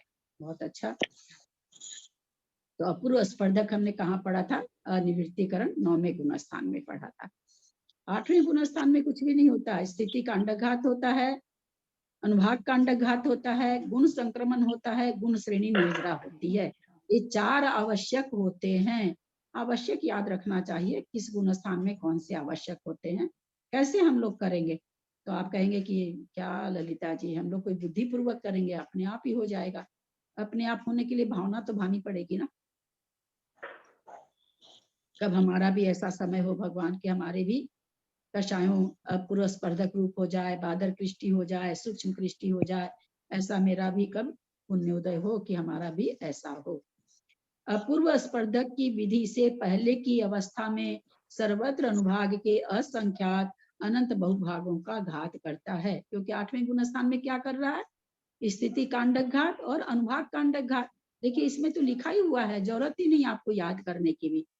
पूर्व स्पर्धक के पहले, और ये कहाँ होता है? 8वें गुण स्थान में। वैसे 8वें गुण स्थान से लेकर 10वें गुण स्थान में होता है, परंतु मुख्य रूप से 8वें गुण स्थान में शुरू होता है, इसलिए 8वें गुण स्थान में ही 4 आवश्यक कहे जाते हैं। क्योंकि उसके अनुघात के बिना समुद्घात क्रिया का व्यापार होता है। हाँ, क्या बोल गए भाई? अपूर्व स्पर्धक की विधि से पहले की अवस्था में सर्वत्र अनुभाग के असंख्यात अनंत बहुभागों का घात करता। अच्छा, इस समय भी कर रहा है। माने अभी जो लोक पूरण समुद्घात चल रहा है, क्योंकि लोक पूरण आ गया। लोक पूरण में वो क्या कर रहा है? पूर्व स्पर्धक को अपूर्व स्पर्धक बना रहा है। देखिए यहाँ पर, क्योंकि उसके घात के लिए ही समुद्घात क्रिया का व्यापार होता है। बोलिए, उसी के लिए समुद्घात क्रिया जो हो रही है उसी के लिए हो रही है। क्या चीज के लिए? स्थिति और अनुभाग के कांडक घातों के लिए ही हो रही है। यहाँ तक घात चल रहा है जो 8वें गुण स्थान में शुरू हुआ था वो देखिए अभी भी चल रहा है। जो भी प्रकृति बची हो उसमें चल रहा है। यह उक्त कथन का तात्पर्य है। इस प्रकार इस लोक पूर्ण समुद्घात में विद्यमान केवली जिन द्वारा स्थिति के असंख्यात भागों के घातित होने पर घात होने से शेष रहा स्थिति सत्कर्म बहु अल्प रूप से स्थित होकर अंतर्मूर्त परमाण आयाम वाला होकर स्थित रहता है। अब जाके स्थिति पीछे क्या आ रही थी, संख्यात वर्ष है ना, संख्यात पल, असंख्यात हजार वर्ष, ऐसे जहां भी आ रहा था ना करने के बाद में संख्यात हजार, इस तरह से शब्द आ रहे थे हमारे वहां पर कि ये करने के बाद संख्यात हजार वर्ष रहेगा, ऐसा हम लोगों ने पढ़ा। इतना करने पर 12 बरस रहेगा, इतना करने पर 8 बरस रहेगा, ऐसा पीछे हम लोग पढ़ चुके हैं। अब यहाँ आकर के जो सत्कर्म है, जो सत्कर्म मतलब जो सत्ता में कर्म है, उनकी स्थिति अंतर्मूर्त प्रमाण हुई है। लोक पूर्ण समुद्घात में कर्म, कोई कुछ बोल रहे हैं क्या? लोक पूर्ण समुद्घात में कर्मों की स्थिति को अंतर्मूर्त प्रमाण स्थापित करता है। अभी जो मंजू जी का प्रश्न था उसका उत्तर आ गया। आयु अंतर्मूर्त बची है और उनकी स्थिति को भी अंतर्मूर्त कर लिया। यह सूत्र सुगम है। अब क्या यह अंतर्मूर्त प्रमाण स्थिति आयु कर्म की स्थिति के समान है? अभी तक ऐसा लिखा हुआ नहीं आया था। लोक पूर्ण, अब इसमें प्रतर और कपाट और दंड के लिए अभी नहीं आ रहे हैं, क्या कहते हैं सो देखें आगे। यानी लोक पूर्ण समुद्घात होते ही लोक पूर्ण समुद्घात के परिणामों के बल से सारी स्थिति और अनुभाग का कांडक घात करते हुए अपूर्व स्पर्धक करते करते और फिर क्या हो गया है, जो 3 कर्म बचे हैं आयु के अलावा, उनको भी आयु के बराबर यानी अंतर्मूर्त प्रमाण करता है। यहाँ आकर के ये पंक्ति आई है, आयु के स्थिति के समान करता है। कब? लोक पूर्ण समुद्घात होने पर। तो इस तरह से इस बात को पक्का कर लें कि समुद्घात के द्वारा ही स्थिति बराबर की जाती है। अन्य जो भी क्रियाएं हुई है अभी तक, आवर्जित करण, दंड, कपाट, प्रतर जो भी हुआ है, सब में प्रदेश पुंज और स्थिति घटाई गई है। असंख्यात गुणित रूप से ला करके घटाई गई है। घटाते लोक पूर्ण जब समुद्घात हुआ है वहां पर आयु के बराबर हुई है। शेष घातिया कर्मों की स्थिति, आयु की स्थिति के समान है या देखिए हम तो उतना ही पढ़ के छोड़ दिए थे, ओहो सॉरी, स्थिति के समान। अभी और आगे है, अभी क्वेश्चन पूछा है ये, अभी आंसर आंसर आगे सोचिए। अभी मेरे मन में तो आया कि अभी होना नहीं चाहिए था, लेकिन हम कहे भाई मतलब हम लोग तो भाई मोटे रूप में पढ़े हैं तो हो रही, इतना ही पढ़े, ध्यान दिए नहीं आगे की फुल स्टॉप यहाँ पर नहीं है, मेरा ध्यान नहीं गया। तो देखिए मेरे को लगा तो सही कि लोक पूर्ण में होनी तो नहीं चाहिए, पूरा समुद्घात होना चाहिए, फिर मुझे लिखे हैं तो वही होता होगा। यहाँ पे शंका की है अभी तो क्या ठीक बात, या संख्यात गुणी है या अन्य प्रकार की है, इस आशंका के होने पर निशंक करने के लिए इस सूत्र को कहते हैं। शेष घाती कर्मों की स्थिति आयु कर्म की स्थिति से संख्यात गुणी है। अभी तक तो संख्यात गुणी ही चल रही है। अब संख्यात गुणी में 2 गुणी भी, 4 गुणी भी, 100 गुणी भी हमने संख्यात को समझा है। जहां भी इस तरह से लिखा जाता है उसमें न जघन्य लेना चाहिए न उत्कृष्ट लेना चाहिए। जघन्य और उत्कृष्ट के कितने कितने भेद हैं? 100 भेद हैं, मध्यम के 1000 भेद हैं, है ना। उत्कृष्ट के तो एक ही भेद है ना, उत्कृष्ट का तो उत्कृष्ट का एक भेद है, जघन्य और मध्यम। हाँ एक ही है, जघन्य किसका? हाँ, इतना देरी क्यों लगाते हैं? ऐसे प्रश्नों के उत्तर बोलने में भी इतना देरी क्यों लगती है? तुरंत रिएक्ट होना चाहिए कि आप कितना गलत बोल रहे हैं। जघन्य उत्कृष्ट एक एक होता है। अब मध्यम के संख्यात है तो संख्यात भेद, असंख्यात है तो असंख्यात भेद, अनंत है तो अनंत भेद, है ना, अपने तो इसको सब पढ़ चुके हैं ना, गणित में पढ़ चुके हैं, इसलिए ये सब तो बहुत हल्के सवाल है, तुरंत तुरंत रोकना चाहिए कि नहीं आप गलत क्यों बोल रहे हैं। इस समय भी आयु कर्म की स्थिति के समान इन अघातिया कर्मों का स्थिति सतकर्म नहीं होता है, किंतु उससे संख्यात गुणा ही होता है, ऐसा निश्चय करना चाहिए। यहाँ इस विषय में अब लो, इस विषय में दो उपदेश पाए जाते हैं। ऐसा कितना आचार्य कहते हैं, वह कैसे? समाधान, महावाचक आर्य मंक्षु श्रमण के उपदेश से, कौन है भाई आर्य मंक्षु? लोग पूर्ण, किसी का खुला है, थोड़ा बंद कर लेंगे। महावाचक आर्य मंक्षु श्रमण के उपदेश के अनुसार लोक पूर्ण समुद्घात के होने पर आयु कर्म की स्थिति के समान नाम कर्म, नाम गोत्र वेदीय कर्म की स्थिति सतकर्म स्थापित करता है। ये क्या है? महावाचक आर्य मंक्षु श्वेतांबर है क्या बाबूजी? नहीं, अपने जो इससे पहले उस से पहले है ना, ये नाम ही नहीं सुना बाबूजी, मंक्षु तो इससे पहले है वो आर्य मंक्षु पहले है आचार्य। इतिहास जो है, जो अपने जैनेन्द्र सिद्धांत कोश में इतिहास है, उसमें मतलब जहाँ पर है सारे आचार्यों का नाम, मैंने कम से कम 10-20 बार तो सारे आचार्यों के नाम को पढ़ा ही होगा, लेकिन आर्य मंक्षु तो पढ़ा हुआ याद ही नहीं आया हमको। हाँ हो सकता है बाबूजी, जैसे अब नीचे नागहस्ती आ रहा, ये पढ़ा हुआ है, पर मंक्षु मुझे याद नहीं है। महावाचक नागहस्ती श्रमण के उपदेश के अनुसार लोक पूर्ण समुद्घात होने पर नाम गोत्र वेदनीय कर्म की स्थिति सतकर्म अंतर्मुख प्रमाण होता है। होने पर, और यहाँ पर भी तो होने पर ही है। अच्छा, यहाँ पर नाम क्या? महावाचक नागहस्ती श्रमण के उपदेश के अनुसार लोक पूर्ण समुद्घात होने पर नाम गोत्र वेदनीय कर्म का स्थिति सत्कर्म अंतर्मूर्त प्रमाण होता है। इतना होता हुआ भी, पूरा पढ़ लेते हैं पहले, इतना होता हुआ भी आयु कर्म की स्थिति से संख्यात गुना स्थापित करता है।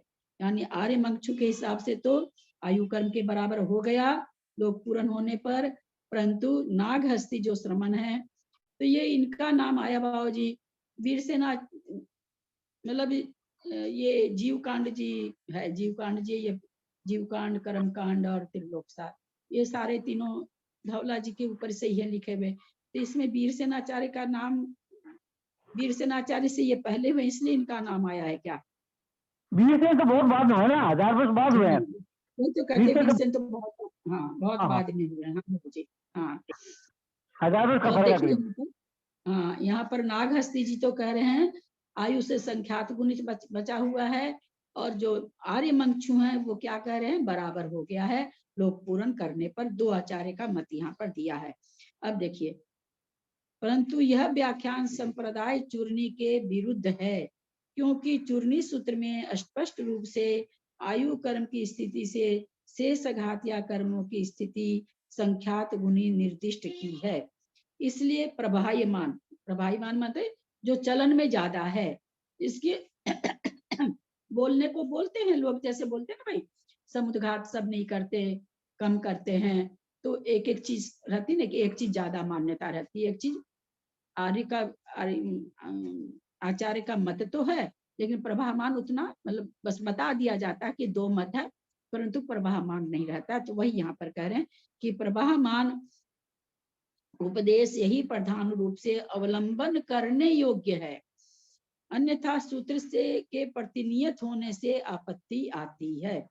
इस प्रकार इन दंड कपाट प्रतर लोक पूर्ण समुद्घातों के स्वरूप का, विशेष का और वहां किए जाने वाले कार्य भेदों का निरूपण करके इसी अर्थ को उपसंहार रूप से स्पष्ट करते हुए आगे के दो सूत्र कहते हैं। केवली समुद्घात बताने पढ़ने में हम लोगों को बहुत नई नई चीज मिली है। और भाई आप लोग तो कोई आगे आके मैंने देखा सब ग्रुप में लोग है ना कोई प्रश्न पत्र बनाते हैं, उत्तर लेते हैं। अब आप लोग तो कोई कुछ करते नहीं, मेरे से इतना संभव हो नहीं सकता। इतना संभव करना है तो एक समय की क्लास बंद करनी पड़ेगी, दोनों समय क्लास लेके और मैं ये करूं, ये मेरे पास इतना समय नहीं होता। मुझे पढ़ने के लिए पढ़ना भी कुछ पड़ता है, जैसा जैसा प्रकरण आए वैसा हमको कुछ देखना, ये सब तो अभी मैं नहीं देख रही हूँ। तो थोड़ा सा मंजू जी हैं क्या, चली गई? आप लोग कोई आगे आइए, आगे आके थोड़े थोड़े प्रश्न वगैरह का कुछ करिए ना, उससे आप ही लोग को फायदा होगा। हाँ जो दीदी, हाँ करेंगे। जो अब मान की लीजिए बार किसी प्रश्न कोई आपने प्रश्न बनाया, थोड़ी सी देर के लिए आपने प्रश्न बनाया, आपको उत्तर नहीं समझ में आ रहा, आप पर्सनल में मेरे को भेज दीजिए, मैं आपको उत्तर बता दूंगी। थोड़ा थोड़ा नहीं, ज्यादा, रोज 5 प्रश्न कर लीजिए। रोज के स्वाध्याय से 5-5 प्रश्न का नियम ले लीजिए आप लोग, है ना। अगर ठीक। जैसे मान लीजिए, हाँ, अब उससे क्या होगा ना, जैसे हमने आवर्जितकरण के 3 चीज बताई थी आप लोगों को। अब आवर्जितकरण जिस दिन आया, अगर आप लिख के पूछ लेते ना तो सबको याद, आपको भी हो जाएगा और लोगों को भी हो जाएगा। तो रोज के स्वाध्याय से आप लोग 5 प्रश्न कम से कम करना। और दूसरी चीज, एक मैंने मैसेज डाला था, अष्टमी 14 को क्लास चलेगी, मैं नहीं लूंगी आप लोगों को आपस में शब्दों का, मैं इतनी मेहनत फिर नहीं करूंगी। अगर आप लोग शब्दों के अर्थ नहीं सीखोगे तो मेरा बताने का कोई औचित्य नहीं है, समय लगाने का कोई औचित्य नहीं है। ग्रंथ मोटा है, ग्रंथ को स्पीड से थोड़ा नहीं ले जाएंगे तो होगा नहीं। क्यों बताते हैं शब्दों का अर्थ? क्योंकि आप लोगों को थोड़ी प्राकृत भाषा आए। आप लोग सीखोगे नहीं तो मैं कोई परीक्षा थोड़ी दे रही हूँ कि मैं हर शब्दों का अर्थ बैठ के बताऊं, कोई मतलब नहीं निकलता है। उसके शब्द को अर्थ बताने से आप अनिवार्थ निकाल नहीं सकते, उसका तो मतलब नहीं बनता है। तो ये अनिवार्य है, जो भी इसमें ग्रुप में है उनको अष्टमी 14 को क्लास अटेंड करनी है। और आपस में सूत्र के केवल आपको अनिवार्य नहीं करना है, सूत्र का अर्थ निकालें तो बहुत अच्छा, लेकिन आपको शब्दों का अर्थ करना है। करते करते एक दिन आप लोग पूरे अगर जीवकांड का अर्थ कर लेंगे ना, आप लोगों को गारंटी है 1000 शब्द तो याद हो ही जाएंगे प्राकृत के। सोचिए कितनी बड़ी उपलब्धि होगी, और ये उपलब्धि के लिए आपको अलग से समय नहीं देना पड़ा। आपकी जो क्लास निरंतर चल रही उसी में आपका तो हो गया ना, तो सोचिए कितना फायदा होगा। तो वो भी आप लोगों को सबको करना है। जो शब्द का अर्थ नहीं आएगा, दूसरे दिन क्लास शुरू होगी, उसमें आप लोग मेरे से पूछ सकते हैं। ये काम भी आप लोगों को करना। रोज के स्वाध्याय से आप लोग अपने में ही 2-4 लोग ऐसी टीम बना लीजिए कि भाई, जैसे मान लीजिए मंजू जी किसी दिन बहुत बिजी हैं तो कोई दूसरा बना ले। प्रश्न बनाने लगेंगे ना तो आप लोगों को प्रश्न बनाना भी आ जाएगा और आप लोगों को खुद को आनंद आएगा और एक अलग टाइप की शक्ति अपने में महसूस करेंगे आप लोग करके तो देखिए। एक गलत कोई प्रश्न मान लीजिए आप गलत बना दिए तो कोई बात नहीं, मैं देखूंगी ना उसको। हम लोग कोई मान सम्मान के लिए थोड़ी कर रहे हैं कि अरे गलत बन जाएगा तो लोग क्या सोचेंगे। नहीं नहीं, यहाँ पर ऐसा कुछ भी नहीं है। आप सारा चीज गलत बनाइए ना, मैं हूं ना ठीक करने के लिए। तो इसलिए उसकी चिंता ना करें बिल्कुल भी। अभी मैंने वही कहा ना कि मंजू जी त्रिशला जी बोले, अब ये लोग कहेंगे हम ही बोले और हम ही लोग पर मतलब आ गई बात कि हम लोग गलत बोले। तो भैया जो तैरेगा वही तो डूबेगा, जो तैरेगा नहीं वो डूबेगा कहाँ से। तो इसलिए एक तो 5 प्रश्न रोज के स्वाध्याय से ज्यादा न बनाए, 5 बनाइए। और एक अष्टमी 14 को क्लास खुलेगी सबको। और नहीं अगर आप लोग करेंगे तो फिर मैं गाथा का अर्थ करना छोड़ दूंगी, कोई मतलब नहीं बनता है करने का। मानो मेरे को परीक्षा दे रही हूँ कि मुझे आता है कि नहीं आता, तो मुझे परीक्षा देनी नहीं है। अभी जो अष्टमी लोग चतुर्दशी को बिना गाथा करे तो शब्द अर्थ संभव नहीं हो पाने के, बिना गाथा कर सकते हैं, मतलब गाथा करके नहीं, जैसे गाथा में से हाँ, शब्द गाथा नहीं निकाले। पढ़िएगा। हाँ, गाथा नहीं पढ़िएगा, गाथा का उच्चारण नहीं करके गाथा के शब्दों का सबका अर्थ करिए। देखिए आप लोग खुद अपने में इतना, जैसे आप लोग जब पंचाशती काय किए थे, आप लोगों को या कितना आप लोगों में उत्साह भर गया था अर्थ करने से। सब कोई अंदर से ये होता था, अरे हम भी पढ़ पाते हैं, हम भी अर्थ कर पाते हैं, कितनी खुशी सब में हुई थी। तो कम से कम ठीक है, अनिवार्य नहीं हो पाता है। पंचाशती काय के जैसे इस ग्रंथ में लिखा हुआ नहीं है, वो थोड़ा कठिन। शब्दों का अर्थ, शब्द तो जान जाएंगे ना कम से कम। तो आप लोग को ये करना है, मैं क्लास ओपन कर दिया करूंगी, आप लोगों को स्वयं करना है। जहां आप लोगों को अटके उसके लिए मैं तैयार हूँ। गाथा का उच्चारण नहीं करिएगा, गाथा के शब्दों को तोड़ तोड़ के पढ़ना अलग बात है। जैसे मान लीजिए पनिमीय, उसका अर्थ बोले, सिरसा उसका अर्थ बोले, तो ये गाथा का उच्चारण नहीं कहलाता। गाथा का उच्चारण कब कहलाएगा? पनमीय सिर सहदेव ऐसे करके पढ़ेंगे, वो गाथा का उच्चारण कहलाएगा। गाथा के शब्दों को बोल बोल के अर्थ बोल रहे हैं तो गाथा का उच्चारण नहीं कहलाएगा। और ये दोनों दिन, महीने के 4 दिन आपके बहुत अच्छे हो जाएंगे, आपकी भाषा बहुत अच्छी हो जाएगी, शब्द मुंह पर आने लगेंगे आपके, आपको बहुत लाभ पहुंचेगा इससे। तो ये आप लोगों को करना है, हर हालत में करना है। और एक तो मंजू जी को हमने कहा है, और इसमें जो इंटरेस्ट लें मंजू जी आगे बढ़ के अपना कर लें, 2 का ग्रुप बना लें, 4 का, कि संभालना है। हर रोज के स्वाध्याय से 5 प्रश्न करना है नियम से। ठीक है मंजू जी? हाँ दीदी ठीक है, कल से ही शुरू करते हैं। कल तो हाँ, कल से शुरू करते हैं। ठीक है चलिए, अब यहाँ पर कपाट समुद्र समय हो गया क्या? ओ 2:45 हो रहा है। ठीक है, कपाट समुद्र का एक, हाँ 2 ही लाइन है। हाँ बाबूजी, लोकपुर में जब आयु के बराबर सब विषय हो जाते हैं सबके, तो बाकी जो प्रत्यय रह गया 50 जमा रहा है वो, तो प्रत्यय कपाट और दंड में फिर क्या होगा? उनकी वो जो उस समय जो ज्यादा गिरते थे वो नहीं चलेंगे क्या? नहीं दंड बाबूजी कपाट सारे, हाँ बाबूजी मुझे जो लग रहा है आपकी आवाज से, आप ये कहना चाह रहे हैं कि लोग पूरन में बराबर कर रहा है तो कपाट और प्रतर में नहीं कर रहा। कपाट और प्रतर में तो बाबूजी उन्होंने कहा ना कि आवर्जित करण के जैसे प्रदेश पुंजों को और स्थिति को हनन करता है और अनुभाग का हनन करता है। आवर्जित करण में इन्होंने बताया था कि पहले समय में तो संख्यात गुनी और उसके बाद असंख्यात गुनी, असंख्यात गुनी प्रदेश पुंजों को प्रति समय उतना हनन करता है जितना हनन आगे के बचे हुए समय में कर सकता है, उतने स्थिति और प्रदेश पुंजों को छोड़ करके बाकी सारे को हनन कर देता है। ऐसा आवर्जितकरण का निष्कर्ष बाद में निकाल के उन्होंने दिया था, जो आज मैंने मंजू जी जब शंका करी तो दोबारा मैंने पढ़ा भी।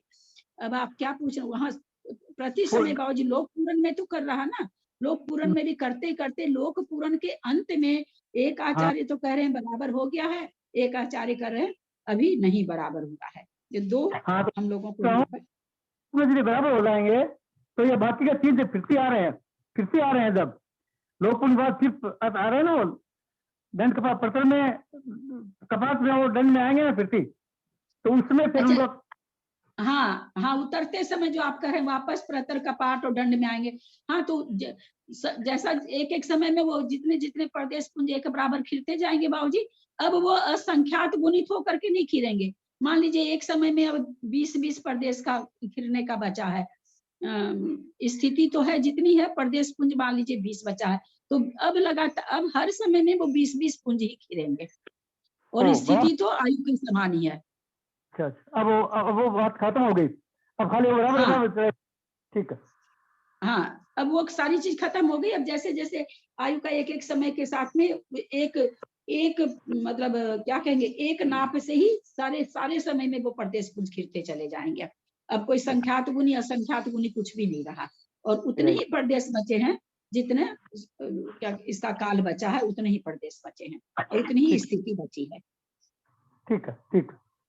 अभी मेरे पर समझने में तो ये आया, जैसे आप कह रहे थे ना चूर्णी, पता नहीं मेरे तो समझने में गलत शायद आ रहा है क्या है, मतलब मुझे तो समझने में ये आ रहा है कि जो चूर्णी जो है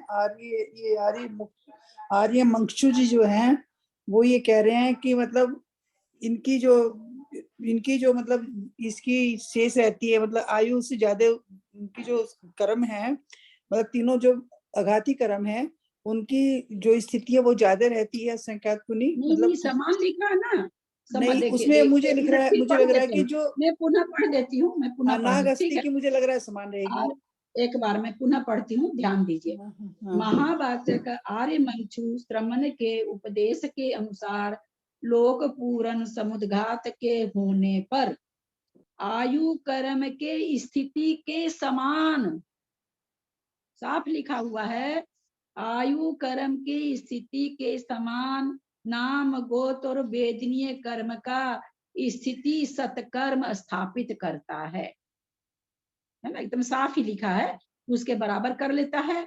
और जो नीचे उनका आया नागहस्ती का आया है उनके अनुसार है कि नहीं अभी बराबर नहीं हुआ है। उसमें भी ये क्या कह रहे हैं कि ज्यादा करके जो बराबर नहीं हुआ है वो ही चलता है। तो अब जो बाबूजी का प्रश्न है वो उसी तरह से चलेगा। अब जैसे आर्य मंचू के हिसाब से तो लोक पूर्ण समुद्घात होते बराबर हो गया, लेकिन अगर नागहस्ती की दृष्टि से देखें बाबूजी, तो अभी वो 3 और समुद्घात के 3 बाकी हैं, उसमें वो अभी तक वो असंख्यात गुणित करके प्रदेश पुंजों को और स्थिति को देगा, अगर इनके हिसाब से देखें तो, क्योंकि इनके हिसाब से बराबर नहीं हुई है। ऊपर वाले आर्य मंचू के हिसाब से बराबर हो गई है, लेकिन जिनके अनुसार बराबर नहीं हुई है वो तो अभी भी समुद्घात जब तक चलता रहेगा, जब तक वो प्रदेश पुंज को और स्थिति को देता रहेगा। ठीक है, ठीक है। हाँ दीदी, दूसरे के हिसाब से ना बराबर तो नहीं लिखा है, लेकिन अंतर्मुहूर्त प्रमाण होता है लिखा है। स्थिति सत्कर्म अंतर्मुहूर्त प्रमाण होता है। हाँ, एक तो अंतर्मुहूर्त तो सबका ही है ना। देखिए क्या लिखा, जैसे बहुत बहुत सुंदर। अब अंतर्मुहूर्त कितना है मंजू जी? अंतर्मुहूर्त किसको कहते हैं? आवली एक समय से लेकर के 48 मिनट एक समय कम, 48 मिनट के एक समय कम तक है। देखिए इन्होंने लिख दिया, आपकी बात का उत्तर दे रहे हैं। इतना होता हुआ भी आयु कर्म की स्थिति से संख्यात गुना स्थापित करता है। मतलब ये हुआ कि इसका तो अंतर्मुहूर्त प्रमाण रह गया, और उसका तो अभी 3 समय ही बाकी है। लोक पूर्ण हो गया तो अब 3 समय ही बाकी है। 3 समय बाकी, और अयोग केवली का समय बाकी है। तो ये यहाँ पर अब जैसे मान लीजिए कि 3 समय और 1 समय उसको मान लेते हैं हम लोग, 4 समय मान लेते। आयु का 4 समय है और उसका अंतर्मुहूर्त है। नहीं, अंतर्मुहूर्त 4 समय को भी अंतर्मुहूर्त कह रहे हैं, और 16 समय बाकी है, तो वो भी तो अंतर्मुहूर्त हुआ ना। दोनों की स्थिति अंतर्मुहूर्त होते हुए भी आयु कर्म से तीनों कर्म की स्थिति संख्यात गुणी है। दीदी, उसका अंतर्मुहूर्त कैसे रहेगा? उसका तो 4 समय ही बचेगा ना सहयोग के लिए का। तो एक आवली और एक समय मिला के अंतर्मुहूर्त शुरू होता है ना। एक आवली एक समय मिला के, तो यहाँ पर 4 समय को भी अंतर्मुहूर्त कहा जा रहा है। अब उसको ऐसा है कि उसको क्या कहे, दूसरा मुहूर्त और अंतर्मुहूर्त। दीदी, इसमें ये मतलब हुआ ना कि नाम गोत्र और वेदनीय की स्थिति अंतर्मुहूर्त है, लेकिन आयु की स्थिति तो 6 समय या 7 समय जो रहेगा उतना ही रहेगा ना। आयु तो उतनी बची ना अब तो। हाँ, आयु तो उतनी बची, लेकिन आयु को भी ये समय में कहाँ बांध नहीं रहे ना। ये हम आप बात कर रहे हैं कि 3 समय बचा। 3 समय बचने की बात नहीं है। अभी वो दंड में आने के बाद में बादर का योग से सूक्ष्म का योग करेंगे, सूक्ष्म का योग से सूक्ष्म मनोयोग करेंगे, मनोयोग सूक्ष्म वचन योग। अभी आएगा, ये सब सारी चीज आनी चाहिए। अभी तो उनको योग सूक्ष्म करना बाकी पड़ा, अब तो सूक्ष्म क्रिया प्रतिपाती ध्यान बाकी है। अभी कहाँ, अभी तो बहुत केवली का समय बचा हुआ है। अयोग केवली के 5 अक्षर का समय बचा हुआ है। अभी अभी तो बहुत कार्य करने बाकी हैं अंजू जी, क्यों है ना। सारे योगों को सूक्ष्म करेंगे, सूक्ष्म क्रिया प्रतिपाती ध्यान करेंगे। सूक्ष्म क्रिया प्रतिपाती ध्यान के बल से 14वां गुण स्थान होता है। कहा गया 13वें गुण स्थान में कोई ध्यान नहीं है, ध्यान का फल है। ध्यान का फल क्या है? अनंतपना भोग रहे हैं, है ना। अब क्या नाम है, अनंत सुख भोग रहे हैं, तो वहां पर फल है, वहां पर कोई ध्यान नहीं है। लेकिन 14वें गुण स्थान को प्राप्त करने के लिए 13वें गुण स्थान के सबसे अंत में सूक्ष्म क्रिया प्रतिपाती ध्यान के बल से 14वां गुण स्थान होता है। ये 13वें गुण तीसरे ध्यान का बस इतना सा ही काम है कि वो 14वां कराता है। तो अभी तो वो ध्यान बाकी है। सारों योगों को बादर से सूक्ष्म करेंगे, सूक्ष्म करके सारों को तीनों योगों को खत्म करेंगे, तब तो अयोग केवली बनेंगे। तो अभी तो बहुत काम बाकी है।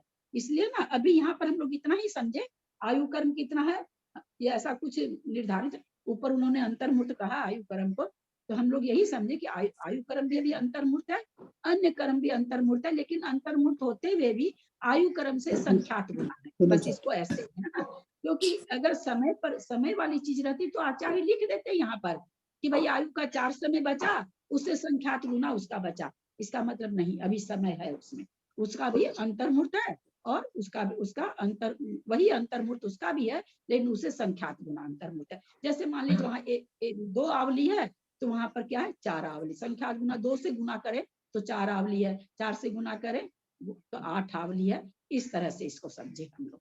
हाँ, वो जैसे अपन लोग जब बोलते हैं ना कि समुद्र घाट में इतना समय लगता है, उस हिसाब से मैं बोल रही थी कि हाँ, तो समुद्र पहले समुद्र घाट हाँ के बाद अभी योगों को करेंगे ना। योगों को पहले बादल से सूक्ष्म करेंगे, सूक्ष्म से फिर खत्म करेंगे, क्योंकि अयोग बनना है तो तीनों योगों को खत्म करेंगे। तो तुरंत तो होता नहीं है, पहले बादर काय योग को खत्म करते हैं, बादर काय योग के बल से फिर सूक्ष्म काय योग को खत्म करते हैं, फिर सूक्ष्म काय योग सारे खत्म, तो फिर सूक्ष्म क्रिया प्रतिपाती ध्यान के बल से अयोग केवली बनते हैं। हाँ अभी ये ठीक। सारे है ना। चलिए, बहुत अच्छा प्रश्न करा करिए आप लोग, सब कोई करा करिए, प्रश्न खूब करा करिए। जहाँ नहीं समझ में आए पकड़िए वहीं पर, आएगा बताएंगे, नहीं आएगा खोजेंगे, पूछेंगे, नहीं होगा तो अपन आगे बढ़ जाएंगे। क्योंकि इन 4 समुद्र घात के समयों में अप्रशस्त कर्मों का प्रति समय अपवर्तना घात अनंतर कहे हुए अनुभाग घात के बस से स्पष्ट रूप से उपलब्ध होता है। यहाँ भी हो रहा है, अनुभाग घात हो रहा है प्रशस्त कर्मों का। अब प्रशस्त कर्मों का अनुभाग बढ़ता है, उससे ही अरहंतपना आता है। अथवा या कहिए कि सारा ये जितना भी समुद्घात वगैरह शुभ कर्मों के अनुभाग बढ़ने से ही होता है शुभ काम, और अशुभ अनुभाग के घटने से होता है। अभी भी अनुभाग घात हो रहा है अशुभ कर्म में। सोचिए, हम लोग कहते रहे हमको ऐसे दर्द हो गया, ये बताइए कहाँ अशुभ कर्म कहाँ घेर रहे हैं। देखिए, अशुभ प्रकृति सत्ता में बैठी हुई कहाँ तक बैठी हुई है, अयोग केवली बनने वाले हैं और घात चल रहा है। बोलिए, और हम अपनी ही बात करें, हाँ अच्छे, हम तो इतना अच्छा अच्छा काम करते फिर भी हमको बीमारी क्यों आती है, हमको असाता वेदनी क्यों आता है। बोलो, बेचारे केवली किससे पूछे हैं कि हमको अभी भी अप्रशस्त का घात करना पड़ रहा है। इन समय इन चीजों को पढ़ करके अपने में बहुत सारी हिम्मत लानी चाहिए, बहुत सारी हिम्मत लानी चाहिए। पढ़ने का फल तभी है। करते हैं, आज तो बहुत लंबा हो गया, 1.5 घंटा हो गया। स्वाध्याय ऐसा है।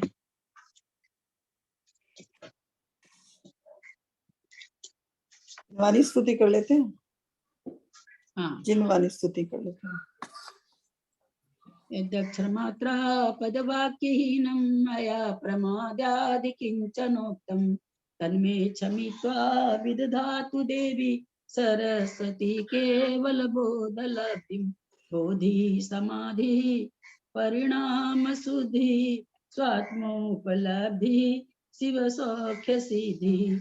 चिंतामणिं चिंतित वस्तुदाने त्वं वन्दमानस्य ममास्तु देवी। या वाणी के ज्ञान ते सुझे लोकालोक, सो वाणी मस्तक चढ़ो सदा दे तुम धो। हे जिन वाणी भारती तो ही जपू दिन रहन, जो तेरा शरणा गए सो पावे सुख चैन। देव भजू अरहंत को गुरु से हो निर्ग्रंथ, दया धर्म पालू सदा यही मोक्ष का पंथ। द्वासंग जिनवानी माता की जय। 9 बार नमोकार।